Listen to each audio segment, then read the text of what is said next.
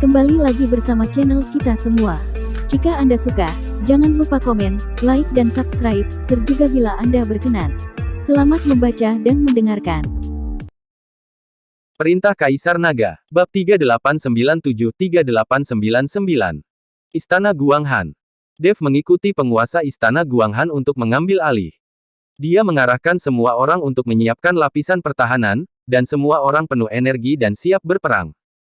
Saat ini, mereka hanya menunggu kedatangan keluarga Mu. Tuan Chen, kepala istana, orang-orang dari keluarga Mu ada di sini. Lucy masuk ke aula dan berkata dengan ekspresi sedikit gugup. Begitu mereka mendengar bahwa keluarga Mu akan datang, Dev dan kepala istana Guanghan berdiri pada saat yang sama, dan kemudian mereka menghilang dalam sekejap mata. Ketika mereka muncul lagi, mereka berdua telah sampai di pintu istana Guanghan. Tubuhnya melayang di udara, memandangi kerumunan gelap orang yang bergegas menuju istana Guanghan. Tuan Lembah Luo, silakan turun dan bersiap untuk berperang. Dev melihat ke arah anggota keluarga Mu yang akan tiba, dan berkata kepada Seymour. Oke. Seymour mengangguk. Segera, semua sekte dan keluarga bangsawan, serta beberapa raja binatang buas, telah siap. Aura energi yang melonjak meletus dari istana Guanghan dan melonjak langsung ke langit. Aura yang dilontarkan oleh ribuan biksu benar-benar menakutkan. Merasakan aura yang keluar dari istana Guanghan, banyak orang dari keluarga Mu mulai ketakutan.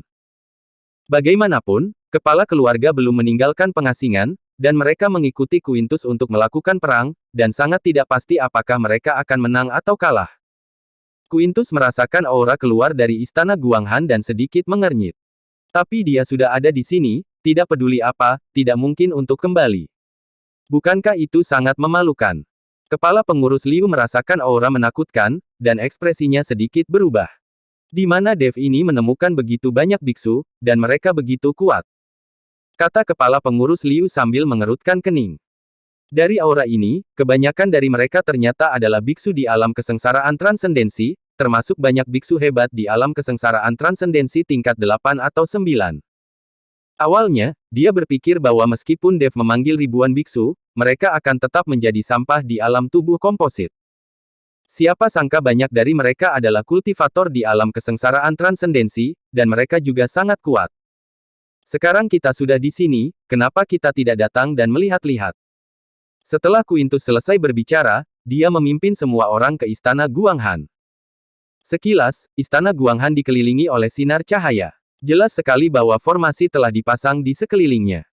Pada saat yang sama, Dev dan yang lainnya semuanya tertahan di udara, semua siap bertarung. Saat Quintus melihat ini, dia melompat. Ada juga lebih dari selusin biksu dari keluarga Mu yang melayang di udara. Tuan Liu, apa maksud Anda dengan membawa begitu banyak orang ke istana Guanghan saya? Tanya kepala istana Guanghan kepada kepala pengurus Liu. Dia tidak mengenal Quintus. Bagaimanapun, istana Guanghan baru saja didirikan di sini, dan Quintus telah jauh dari rumah selama bertahun-tahun. Wajar jika kepala istana Guanghan tidak mengenalnya. Kamu tahu apa yang telah dilakukan istana Guanghan? Kami di sini hari ini untuk membalaskan dendam tuan muda tertua dan wanita tertua. Selain itu, saya juga menasihati rekan-rekan Taois lainnya bahwa keluarga Mu kami akan melawan istana Guanghan dalam perjalanan ini. Rekan-rekan Taois sebaiknya kalian tidak ikut campur. Tidak pantas mempertaruhkan nyawamu sendiri hanya demi keuntungan tertentu. Kepala pengurus Liu mengancam orang lain. Dia mengira Dev dapat menemukan begitu banyak orang, banyak di antaranya datang ke sini untuk mencari keuntungan. Apakah menurutmu mereka semua datang untuk membantu istana Guanghan saya karena kepentingan mereka sendiri? Kata kepala istana Guanghan sambil tersenyum. Tentu saja, jika tidak, siapa yang akan bekerja untuk istana Guanghan Anda? Tetapi jika istana Guanghan Anda menyerahkan Dev dan membiarkan keluarga Mu kami menanganinya, kami mungkin dapat melupakan istana Guanghan Anda. Bah, siapa kamu? Jika kamu masih ingin berurusan dengan Tuan Chen, kamu harus bertanya kepada kami terlebih dahulu apakah kami setuju. Hantu tua gunung iblis meludah dengan keras dan mengumpat dengan keras. Wajah kepala pengurus Liu menjadi dingin, dan matanya mulai menunjukkan niat membunuh. Quintus, yang selama ini diam, berkata, rekan-rekan Taois, saya Quintus Mu, putra kedua dari keluarga Mu. Jika Anda memberi wajah keluargamu saya dan pergi hari ini, keluargamu saya telah memutuskan untuk memberikan sumber daya kepada semua orang. Tetapi jika kalian bersikeras untuk menempuh jalanmu sendiri, sebutkan namamu, dan jangan salahkan keluargamu kami karena membunuh akan kalian semua. Quintus menggunakan taktik lunak dan keras, berharap seseorang akan mundur, dengan sedikit ancaman. Meskipun bacotan Quintus keras, tidak ada gunanya, orang-orang ini di sini bukan untuk mencari keuntungan. Aku, penguasa lembah roh darah, Seymour Luo, tidak akan pergi hari ini. Aku ingin melihat bagaimana keluargamu menghancurkan lembah roh darahku. Kami dari 5 sekte besar, bahkan tidak akan meninggalkan tempat ini. Jika kalian bisa, bunuh saja kami semua di sini. Istana tanpa jiwaku juga. Keluarga Sengku juga sama. Dan sekte iblis jiwaku. Dan aku, hantu tua Gunung Elblis. Begitu juga dengan 3 kaisar dan 4 raja dari klan binatang buas. Karena kami tidak pergi, mari kita lihat betapa hebatnya keluarga Mumu dan bunuhlah semua orang dari sekte kami. Menurutku, kalian keluargamu hanya membual. Jika kalian punya kemampuan, silakan saja. Berhenti bicara. Semua orang bergerak maju satu persatu, tidak takut sama sekali pada keluargamu. Setelah mendengarkan perkenalan semua orang, ekspresi kepala pengurus Liu dan Quintus berubah. Ternyata para biksu ini semuanya berasal dari keluarga sekte dan bukan biksu biasa. Terutama hantu tua Gunung Elblis, dia dianggap sebagai selebriti yang sangat terkenal di seluruh wilayah Gunung Iblis Surgawi. Mereka tidak mengerti bagaimana bajingan itu bisa mengundang orang-orang ini ke sini. Berapa banyak sumber daya dan manfaat yang dibutuhkan untuk menarik orang-orang dari sekte dan keluarga bangsawan ini. Melihat orang-orang di depan mereka, Quintus dan kepala pengurus Liu tampak serius. Jika mereka melancarkan serangan yang kuat saat ini, mereka pasti akan menderita kerugian besar. Kalaupun mereka bisa menang dan membalas dendam, keluargamu akan menderita banyak korban dan akhirnya menjadi keluarga kecil.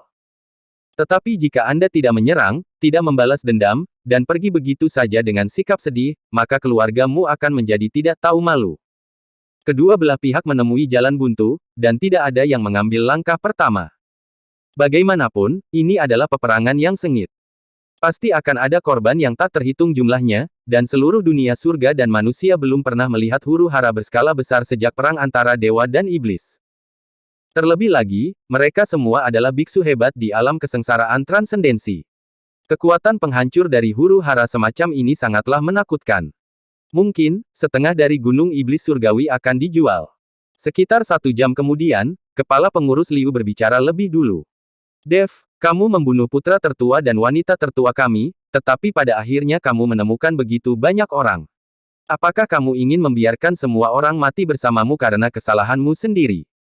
Kamu harus tahu bahwa begitu huru-hara dimulai, banyak orang akan terbunuh atau terluka, dan kamu akan menjadi orang yang paling berdosa pada saat itu. Keluargamu kami hanya ingin membalas dendam padamu. Jika kamu meninggalkan istana Guanghan sekarang, kami tidak akan pernah menyentuh istana Guanghan.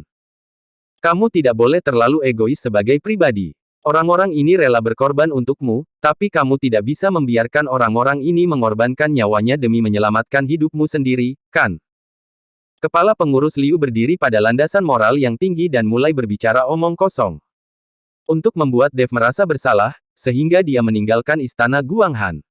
Yang dibutuhkan keluargamu adalah balas dendam, bukan berkelahi dengan orang-orang di depan mereka. Ketika saatnya tiba, Anda akan membunuh 1000 musuh dan kehilangan 800, dan keuntungannya lebih besar daripada kerugiannya. Tuan Chen, jangan dengarkan omong kosongnya. Mereka memiliki ratusan orang dan berbicara hanya ingin membalas dendam. Bukankah ini lebih banyak menindas minoritas? Mereka jelas-jelas menipu Anda. Seymour buru-buru berkata. Dev juga tidak bodoh. Jika dia hanya membalas dendam pada dirinya sendiri, apakah dia masih perlu mengerahkan ratusan orang? Dev, jika kamu punya nyali untuk meninggalkan istana Guanghan, aku jamin orang lain tidak akan mengambil tindakan. Aku secara pribadi akan membalaskan dendam kakak laki-laki dan bibiku yang tertua. Hanya kita berdua yang bersaing. Jika aku tidak bisa membunuhmu, aku bisa menerima takdirku dan segera membawa orang pergi. Dan aku tidak akan pernah mengganggu istana Guanghan.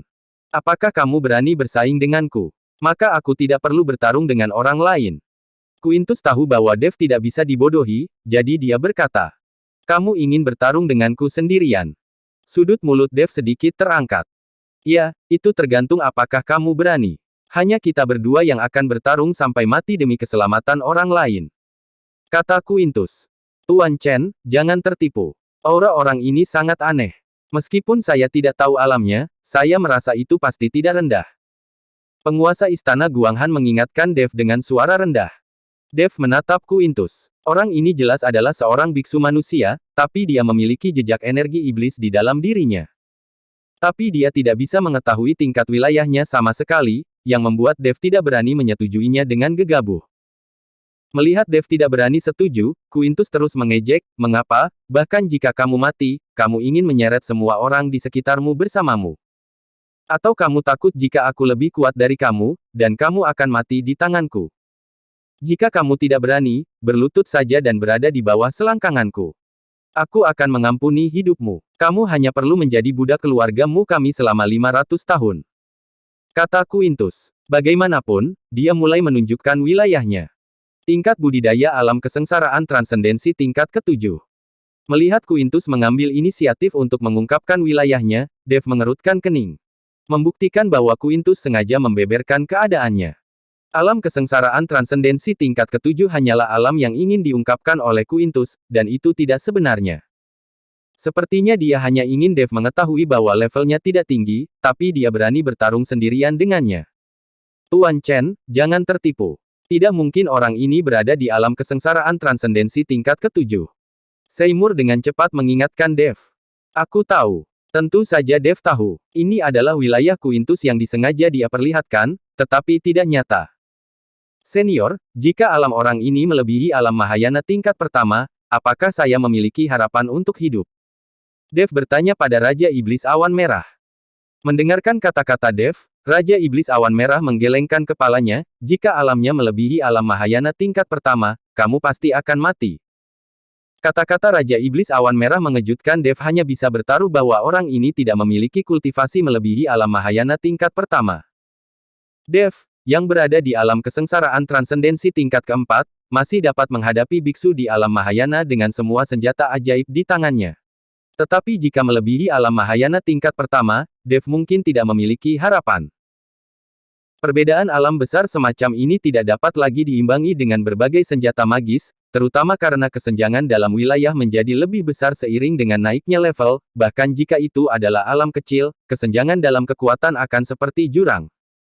Dev sekarang hanyalah biksu tingkat 4 di alam kesengsaraan transendensi. Menggunakan berbagai keterampilan magis dan senjata ajaib untuk mengatasi alam Mahayana tingkat pertama, dia sudah menjadi makhluk yang sangat jahat. Belum lagi di dunia surga dan manusia, bahkan di seluruh alam semesta dan galaksi, tidak banyak orang jenius seperti itu di dunia. Tepat ketika Dev ragu-ragu, Raja Iblis Awan Merah berbicara lagi, tetapi ada cara lain. Bahkan jika kekuatan orang ini melebihi alam Mahayana tingkat pertama, itu tidak masalah. Kamu lupa bahwa kamu punya bayi kecil yang hanya makan, tidur, dan tidak bekerja. Kata Raja Iblis Awan Merah sambil tersenyum. Binatang kecil yang menelan langit. Dev memikirkan binatang kecil yang menelan langit itu. Tapi anak ini tidur sepanjang hari, dan tidak ada yang tahu kapan dia akan bangun atau membantu dirinya. Ngomong-ngomong, binatang kecil yang menelan langit ini juga tidak diketahui akan keluar atau tidak. Saya khawatir saya tidak dapat mengandalkan bocah kecil itu. Siapa yang tahu apakah dia akan membantu saya di saat kritis? Kata Dev tanpa daya. Kalau begitu bertaruh saja itu akan membantumu. Lagi pula, jika kamu mati, dia tidak punya tempat tinggal. Tidak akan ada tempat untuk makan, minum atau tidur. Tuannya akan musnah. Mari kita lihat kemana perginya dia untuk menikmati. Kata Raja Iblis Awan Merah. Dev berpikir sejenak, lalu mengertakkan gigi dan memutuskan untuk bertaruh. Lagi pula, beberapa kali, ketika saya berada di saat paling kritis, binatang kecil yang menelan langit maju untuk menyelesaikan masalah. Kali ini, mungkin dia juga akan membantu di saat kritis. Terlebih lagi, Quintus ini mungkin tidak memiliki kekuatan untuk berada di atas alam Mahayana tingkat pertama. Oke, aku akan bersaing denganmu. Hidup dan mati ditentukan oleh nasib dan kekayaan. Tidak peduli apakah kamu menang atau kalah, keluargamu tidak boleh menimbulkan masalah di istana Guanghan. Dev berkata. Bersambung.